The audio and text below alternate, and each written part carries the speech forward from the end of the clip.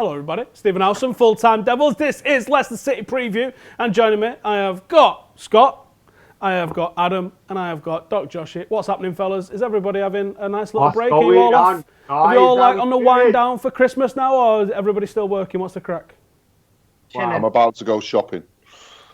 Hang on, it's not Christmas Eve yet. Huh? Got the wife downstairs. Scott said he's about to go shopping. It's not even Christmas Eve. Like, yeah. We're going to talk about Leicester. We're going to talk a little bit about Luke Shaw. We are going to cover a little bit about what happened in midweek at Bristol. We are also going to have a bit of a look at the opposition, Leicester City, and these bonus points for anyone who can A, pronounce their chairman, and B, spell their chairman's name correctly. Good luck with that one. And we're going to do a score prediction. We're going to pick our 11s, and we're going to do all that sort of good stuff. And you guys can get involved as well. Jump in the comments. Let us know anything that's on your mind, specifically pertaining to this game. And I'll read some of the best comments out, and let's get stuck straight into it. First things first that we need to be talking about then is, and I'm going to come to you first, Scott, on this one, cup hangover. Is there likely to be a cup hangover? We did make 10 changes going into the game. On that one? Why not? Because you've actually got a hangover. We made 10 changes. Do you think there's going to be any sort of hangover this weekend or over the next weekend or so going into these Premier League fixtures with what happened on Wednesday night? No, I expect a reaction, a real big reaction. But we've lost in the cup before. It's not. I mean, it just seems like it's something new. Have we? I know, because it's amazing. Like the end by of the the world, reaction of a lot of people, this sounds like it might have been the first time we ever lost a match. Yeah, no. I mean that game at when we played York and lost 3-0. It's never have happened. Or the Leeds United, it never happened really. Didn't happen, mate. I think you're imagining. No. Dons. Yeah, exactly. That never happened either, Josh. It was a figment of your imagination, mate. No, I mean we'll get a reaction, but it's like it's anything. If we're in the cup. It's great to win it. If we're not in the cup, it's Mickey Mouse, and that's for every top club has that attitude. So we're getting laughed at by Liverpool, but I didn't see them in the semi-final. Did you? No. So no, we'll have a good reaction, and I expect us to beat Leicester. Mark, was it a chance missed for another bit of silverware? Jose does love the League Cup. I was more annoyed because of the fact we got to the last 8. Like, we were 2 games away from Wembley.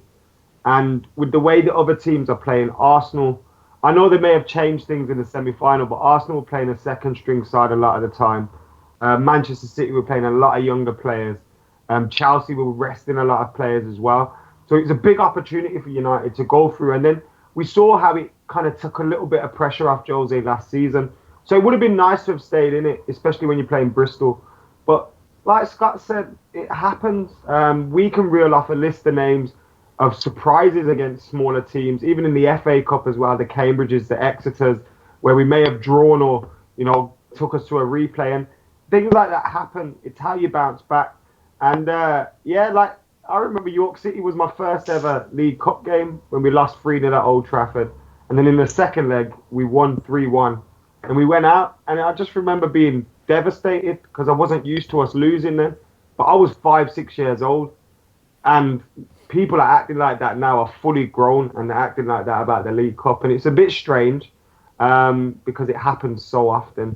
But the most frustrating thing was the fact I'd rather that happen in the 3rd round, 4th round, because then you're missing out on a couple of games and you may be getting to rest a few players than happen in the quarterfinals. But as long as we win on Saturday, I won't be too disappointed. Now, this is no mitigation for what happened, but we are the 4th Premier League team that they've knocked out. This is a team that's absolutely flying in the Championship. There was something else that I was going to bring up into this as well, but I can't remember what it was, so I'll just let you talk, Joshua. Great notes. It wasn't a note, it was something off the top of my head. I don't want to say the most frustrating thing is how at the stage of the competition, but for me it was that we had a lot of fringe players in the side, or people who aren't necessarily in the first 11 on a regular basis. And that was the most disappointing thing, is that they were the ones who put in some of the worst performances on the night. Like Damian, I just don't know what he's doing. If he wants to be in the side on a regular basis, he needs to be putting in better performances than that. So I think one of the positives you can bring out of it is hopefully Mourinho knows who he can trust. And what he was saying after the game suggests that he's going to start sort of culling, getting rid of some of these players. And I mean, if we're going to take any positive, I think that's probably it. Is that you would hope or you would think that the likes of Darmian, he won't get another game, or at least he will be shipped out as soon as possible, because his performance and I mean not just him, but there were some poor performances in there. I think you should also use it as a bit of a learning experience for some of the other players, like Rashford, as good as he is, and I'm not knocking him, but on the night he wasn't, he hit the post and he tried things, but he was a bit selfish, was a bit loose with the ball, and he should use that as a learning experience, going forward. So these are positives you can take from it if you were going to try. But Christmas one, Daddy. all right. I think things like I've saw a lot of people give criticism to Marcus Rashford, and I think the criticism is valid for every single member of that team, because yes, while they're a good side in the Championship, it is the 4th Premier League scalp that they took. The team that we had out on paper was littered with internationals, it was littered with experience, and it had some absolute world-class footballers in there. And it wasn't good enough to go out to them. There's no excuse for us losing whatsoever. But what I think is worth mentioning is this is the sort of game that I hope the likes of Jose says to Marcus Rashford and Anthony Martial, go and express yourself. Go and figure out what you can do against opposition. These lads aren't as good as you. You can twist them up. And I hope that's what he said, because, yes, there was a little bit of selfishness there from Rashford. But at times, I think he's too unselfish. He's a player that works for the team. And if he's ever going to progress to that next level, you've got to have that selfish attitude sometimes where you've got to back yourself. And it didn't come off for him. But I don't mind players trying that sort of stuff. And again, certainly in this sort of competition. I mean, how many of these did Fergie win in his tenure at Manchester United? Was it 2, 3, something along those lines? It wasn't a lot, was it? We didn't win many of these. So out of 25. Yeah, out of 25 seasons. So I'm not overly bothered that we're out. I, of course, loved winning it last season. It's not that I don't care about the competition. But that's what I was going to say. I've remembered. So at the start of the season, Jose Mourinho outlined his targets for the season. And he said, I think quarterfinals, of the Champions League, a title challenge. I can't remember what he said for the FA Cup. He didn't even mention the League Cup. I think that might be quite pertinent. It might be worth digging that up. So if someone can dig out the article or one of the articles that relates to the targets at the start of the season, please tweet it at FullTimeDEVILS or at myself, because I won't mind reading that. Because I do remember that. I remember saying at the time, weird that he's not even mentioned the League Cup, and I think I said at the time, I wonder if that means he's going to play kids. He didn't do either. So, right, let's get on to the next topic then. So, Luke Shaw was one of the players that didn't exactly perform Wednesday night, wasn't on his own. Someone that we thought was going to be managed coming back into the team. Do you expect to see him line up against Leicester? Josh, I'm going to come back to you. No, I still think he's in that phase of just coming back after a really long layoff, a bit like Statman as well. Getting match sharpness, match fitness, playing 2 games in a short space of time, it's just not going to happen, I don't think. He has been pretty good since coming back. So a couple of really, really good performances against Bristol, not so good, but that can be said about a lot of the players in the side. So I'm not massively knocking him. I'd love it if Mourinho could manage him back into the side and he could hit that top form, but I don't expect him to play against Leicester simply because he's being managed into that process. Or he's being put in the shop window. Either way, I don't think he's going to start. Adam, before I come to you, I just wanted to mention, if you want to have a little bit of a listen or a watch of more of the stuff that we've discussed about being knocked out from Bristol City, then there's obviously all the fan cams from the day, but there's also last night's podcast. If you've missed it, go and check that out, where we do get quite in-depth on there. Adam, what's your thoughts on Shaw? Do you think he is being shot windowed, or do you think this is the long process of him coming back into the first team? I'm a little bit sceptical at the moment as to what Jose Mourinho's intentions are with Luke Shaw. I don't even know if he's decided which. He may have, and I hope he has made a decision, which is Luke Shaw stays, and he's going to give him a chance, which is shown by the opportunity he's been getting in the last week. I think he's started 3 of the last 5 games, or maybe just off on that. But he started 3 games recently, and before that, he couldn't get a minute for love nor money. So Luke Shaw. You said he didn't play too well against Bristol. I'm not going to say he was amazing or man of the match or anything, but I felt he was one of our top performers out of a bad bunch. And I kind of felt sorry for him. Even McTominay as well. I thought McTominay didn't have a great game. And it was one of his worst for the first team. But I felt for Shaw and McTominay more than anyone else because they may now be harshly treated as a result of being part of that group that messed up in that game. I think Rashford and Martial will get away with it. I think Jose knows they'll have inconsistencies in their game. To surprise our fans, though, I've seen some tweets calling Rashford and Martial frauds. Can you believe it? Yeah, I can believe it, mate, because I have accounts on the internet. Would never have had the patience afforded to them to have come through.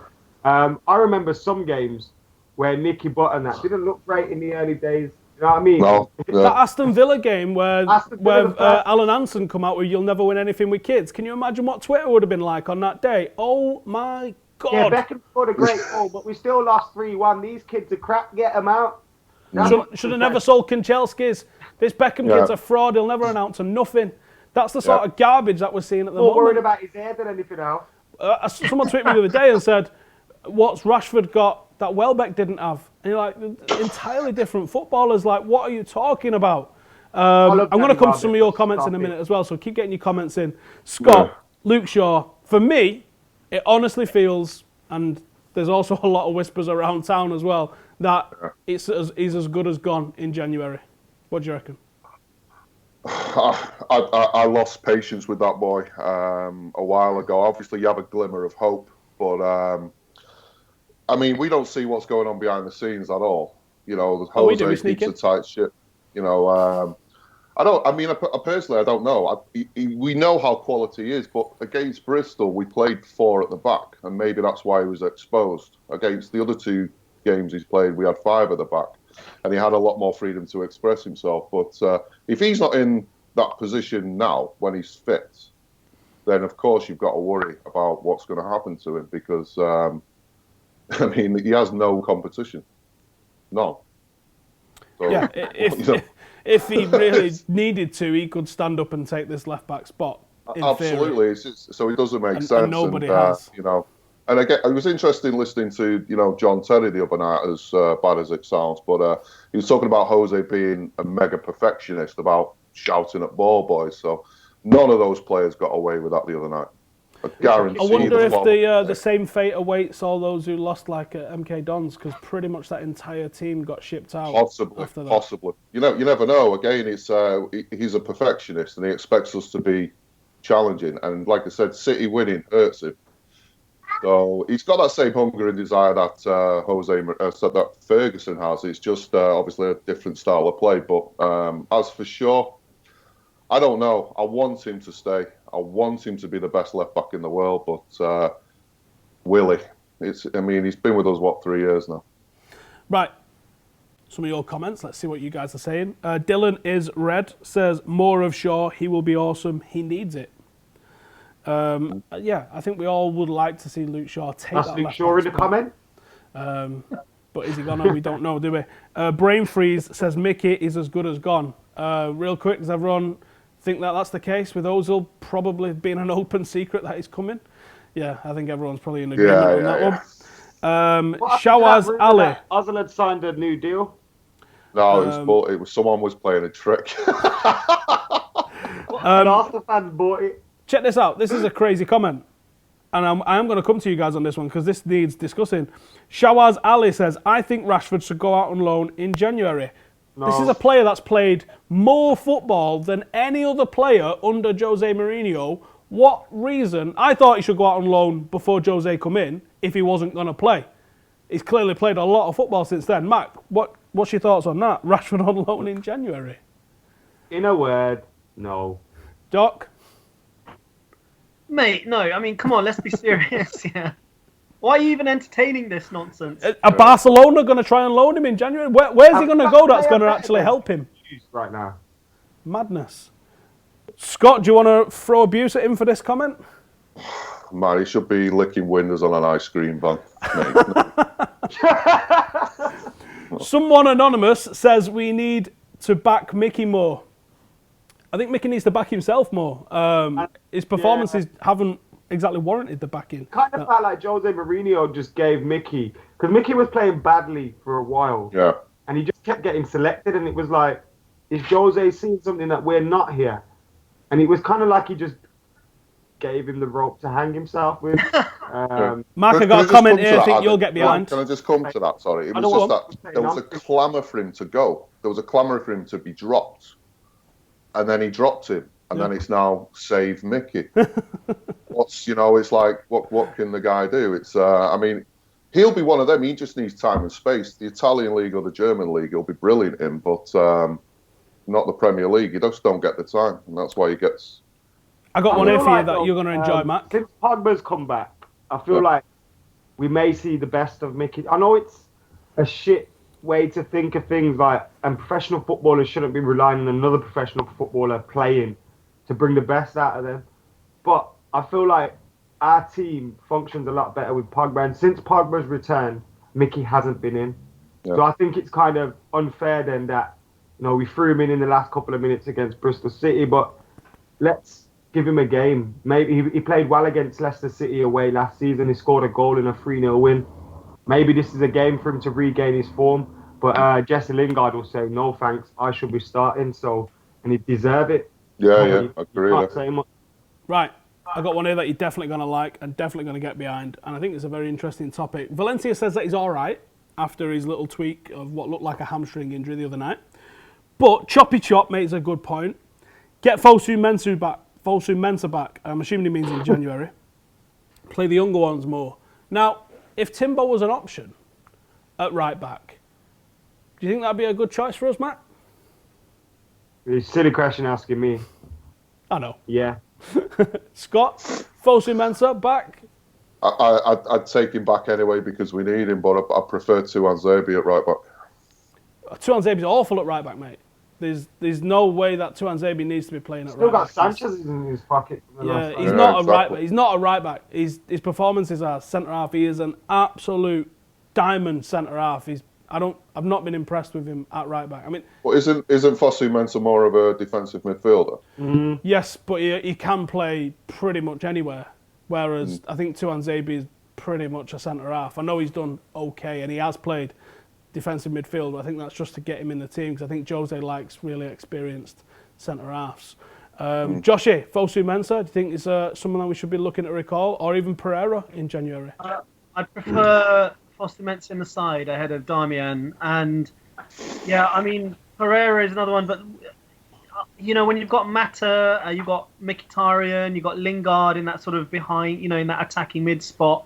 They're not all performing well. I don't see Pereira getting game, and from what I hear, his attitude in Spain hasn't been great this last month or so, or at least that I read an article saying that. So I'm not too bothered about Pereira, but I would get Fosu Mensah back in just because we don't have that backup to Valencia, especially with Damian playing so poorly.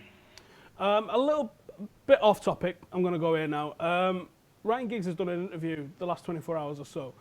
And Ryan Giggs was supposedly heavily involved in us getting Anthony Marshall. That was supposedly one of the players that he watched and recommended, and fair play to him. I think he's done pretty all right on that recommendation. And he's mentioned that he doesn't understand the recruitment of Manchester United in recent years. And he said that he watched Gabriel Jesus play 3 years ago and he watched Mbappe play for over a year. And he was saying it was a no-brainer and we would have got them for 5 million or something.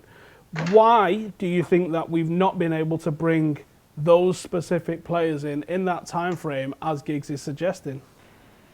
Well, isn't it pretty obvious? We wanted straight up results, and look at the recruitment under Louis van Gaal. I mean, I'm not really going to count Moyes because it was a joke, but basically, a gap year. After that first summer with Moyes, it was all about the big name. Juan Mata came in, then you got Di Maria, Falcao, players in. Well, after Fellaini, right? And then you've got all these. It was just a bit random, wasn't it? And then Louis van Gaal came in with his ideas. That's what it's been: established players. And then that one little diamond, he could become a real world-class player, is Anthony Martial. Herrera has sort of petered out a little bit, but I still think he's got a sort of place, a position to play. But yeah, it's just been really poor in those 2 years. But since Mourinho's come in, yes, we're not perfect yet, but he's. Well, you can see every single signing has a role to play in the squad. There's a reason they've been brought in, and largely they've all done well. You can say the jury's out on Lindelof, but he's improving with every performance. And Mkhitaryan is perhaps the one where we can say, okay, that's been a bit off. But everyone else, they've come in, they've done a good job or an outstanding job, and they've filled a need in the squad. There's much better strategy towards what we're signing, and you can see they're plugging holes and filling gaps. Whilst before that, it was just, there's a name, let's just spend a whole ton of money and get people in. I mean, that's the immediate requirement for United is to get back competing for the Champions League and competing for the Premier League on a regular basis, rather than like looking towards the future right now. All right, let's get into the starting 11 game. We have got John Shin top of the league, Adam in second, joint with Statman Dave. Joshi, you are in fourth, and then Scott, you're like proper mid-table at the moment. So I'm gonna come to Scott first.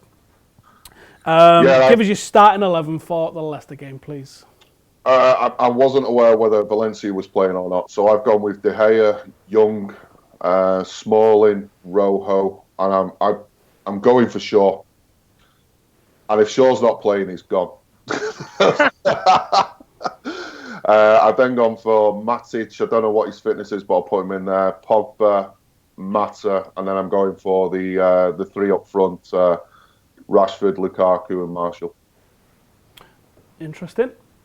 McKola, second in the table. Yeah. What's your team? My team is I've kind of gone like I was gonna pick a 3-4-1-2 because I thought that's what Jose would do away from home against these lot, but then I picked a 4-2-3-1 because I want points.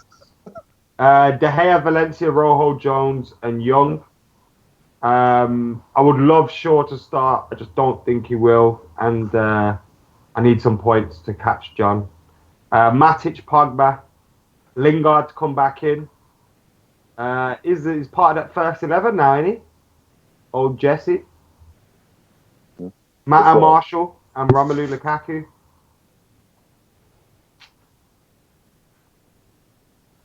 Probably what it's going to be, I think. Joshi, what do you reckon? Starting 11. I know Valencia said he's okay, but I think there's just no need to risk him with a hard program coming up. So anyway, I've got De Gea in that. I'll put Young at right back. You just can't have Damian in this side. Smalling, Jones centre back. I want Rojo at left back. I don't. After that performance, Blin will be coming back in. For the reasons I suggested earlier, Shaw won't be coming back in. Matic, Pogba picks itself. And then I've gone Mata. Basically, the last few performances has been all right. Lingard, I think, at the moment in that 10 spot is an automatic pick. I've gone Martial and Lukaku. So. All right, beautiful. Right, let's talk about the opposition then. Josh, I'm going to stay with you. Leicester City, what do we need to be looking out for? What is their major threats this season? Well, I think the obvious ones, really, Jamie Vardy and Riyad Mahrez. Mahrez has come back since he's dyed his hair, he's come back into some pretty decent form. He's looked really... Like a pint of Guinness. Yeah, he's looked really good. And Vardy's always a threat. He'll put the defenders under pressure. He'll be running in behind. So when you've got Jones or Smalling, they're going to need to be aware of that threat over the top and the channels. And in terms of Mahrez up against Rojo, again, that's another reason I didn't put Blint in. And Shaw is that threat in behind. And I think Rojo's a bit more of an aggressive defender. And we'll just get in there. And I mean, he probably fouled the dude, but at least put him under pressure. So I think those are two main threats in the side. But Demarai Gray as well on the other side. So they have got good threat on the counter, as they have done over the last few years. They're going to have to watch out for that pace. Rojo to get another yellow and get banned? Odds? Yeah, absolute certainty. Scott, what do you reckon? Leicester City, what do we need looking out for? Obviously, Rebecca Vardy's husband is the worry. But no, I agree with what Joshi said. Mahrez, absolutely. He's one of them that every week you see we need to sign Mahrez, and I always laugh, but then you see him and it might be a good signing, but no, they're the only two that I worry about. Otherwise, we should beat them. You mentioned the signing of Riyad Mahrez. There's a lot of word that he's going to be moving in January. Finally, it seems. Manchester United, a possible destination. We don't really have anyone that's owning that right-sided flank. Would you like? He's not cup side either, which makes him more attractive. You know, if he can play in the Champions League. Does he improve Manchester United? I think look, he improves that right side simply because nobody has nailed it down. But we should be looking at sort of that top tier elite level player for the next 3, 4, 5 years, not someone who's done well in the Premier League. Look, this is if we want to compete at that top end in the Champions League. That's what I'm talking about. I think he's a really, really good player, and he would improve that right hand side. Would he elevate us as a whole? Would he take us to that next level in the Champions League? I don't think so. But as a stopgap, I wouldn't complain. But as a long-term signing, I wouldn't be underwhelmed. I just think we need to be looking for that sort of. It could be that player. It could be that kind of. I know what you're saying, and he doesn't seem like the kind of guy that's gonna stick around for a while and get that consistency into the later years of his career. But he could have 2 to 3 years where he's really banged right at it, and United could bring an extra level out of someone like Riyad Mahrez. Playing in front of 75,000 people, he seems like the kind of guy, that could get our crowd on their feet on the break. And we don't have many of those players. But talking about nicking a player from them, I would take Demarai Gray. I absolutely love Demarai Gray. I think he's a fantastic talent. Everyone's spoken about Vardy and Mahrez. No point talking about them. Demarai Gray is an absolute baller. And maybe it would be more suited to a manager like Ferguson in terms of bringing him through and pushing him on. And maybe Jose would kind of blunt his attacking prowess a little bit. But he is an absolute fantastic winger, and I think he'll go on to be one of the best in the Premier League. I like Demarai Gray. As for another danger man from Leicester, Okazaki, I think he's their second top goal scorer behind. He's sandwiched in between Vardy and Mahrez at the moment. He's doing very well for them this season. He's one of those annoying players that just don't stop moving.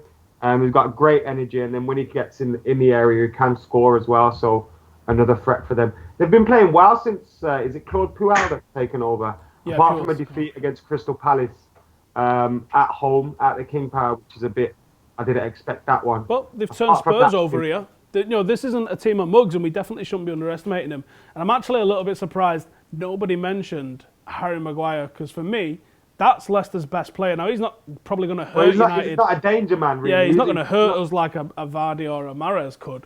But I think Harry Maguire is a player that Lukaku's going to have an excellent game against. We're going to have to drag him around. I want to see Lukaku go up against Wes Morgan, because I think he's got mistakes in him. I think we identified this earlier in the season when we played Leicester, that's the player that you can draw a mistake out of. That's the player you can draw a foul out of. Whereas Harry Maguire is just a very, very, very good footballer. Right then, prediction time. McKola, give us your score prediction for this game. Hang on, before you do, can I just say that this is a game that's been moved to a Saturday night for no reason, and there is a big campaign trying to get Premier League clubs and certainly the TV broadcasters to start giving us some notice that they're changing these games. And if you want to get behind that, Manchester United Supporters Trust must, as well as pretty much all of the Premier League's football team supporters trusts, are throwing their weight behind this, as well as the Football Supporters Federation. If you want more details on that, we'll throw a link in the description below. Definitely throw some weight behind that, sign a petition, and let's these TV broadcasters stop messing about with stupid kickoff times at late notice. That's the big issue here, is that it's not that the fact that they're being moved for TV, we're kind of used to that now, but give us some notice on it, because there's people booking flights, there's people booking hotels, and it causes chaos. McKola, gives you score prediction. They will say they do give notice on it, and that's the most annoying thing. We've kind of just...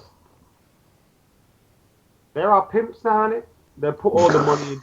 We just got to do what they say. If they say jump, these clubs have got to say how high, and that's the simple fact about it. So the fans don't mean shit, let's be real, and that's never going to change. As for a more positive outlook, I think we're going to beat them, but I think both teams will score. I'm going 3-1, 3-2.